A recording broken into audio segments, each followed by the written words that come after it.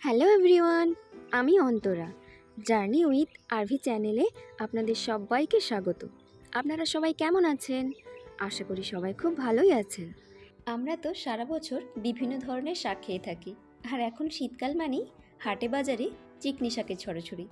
জানেন, ছোটোবেলায় আমরা পাড়ার মেয়েরা সবাই মিলে আলু বা গম বাড়িতে চিকনি শাক তুলতে যেতাম। বেশ মজা হতো কিন্তু। আর এখন তো বাজারে খুব সহজেই পাওয়া যায়। সত্যি দিনগুলো কিন্তু বেশ মিস করি। এই যে দেখুন, আপনাদের সঙ্গে কথা বলতে বলতে আমি চিকনি শাকগুলোকে ভালো করে বেছে নিচ্ছি।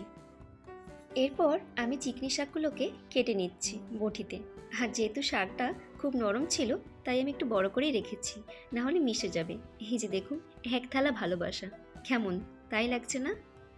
এরপর শাকগুলোকে আমি ভালো করে ধুয়ে নিয়েছি, এতে নোংরার পরিমাণ একটু বেশিই থাকে।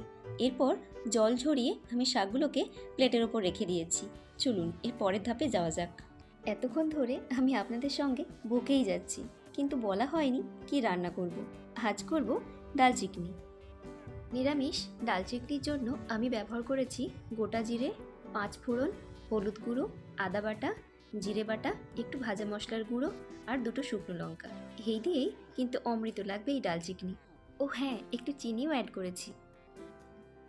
আর এখানে আমি মুগ ডালকে প্রায় 2 ঘন্টার মতো ভিজিয়ে রেখেছিলাম, আর এরপর ছেঁকে নিয়েছি। আজ বাড়িতে তেমন কোনো সবজি ছিল না, তাই একটু আলু কেটে নিয়েছি, আর গাছ থেকে পেঁপে পেড়ে পেঁপে কেটে নিয়েছি, আর একটু মূলো কেটে নিয়েছি। এই দিয়ে রান্নাটি হবে। এরপর কড়াইতে তেল গরম করে 5 ফোড়ন দিয়ে আদা বাটা দিয়েছি। তেল ছিটকাচ্ছিল বলে আমি একটু হলুদ দিয়ে নেড়ে চেড়ে তারপর জিরে বাটা অ্যাড করেছি।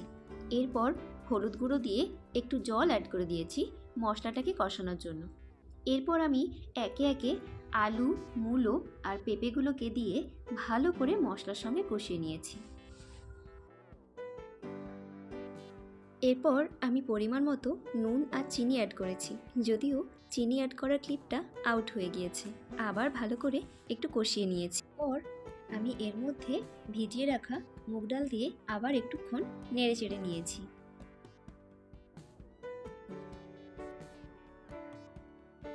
এরপর আমি এর মধ্যে পরিমাণ মতো জল অ্যাড করেছি। তারপর আমি সম্পূর্ণ মিশ্রণটিকে কুকারে দিয়ে 3টে সিটি দিয়ে দিয়েছি। এরপর আমি চিকনি শাকগুলো অ্যাড করে দিয়েছি।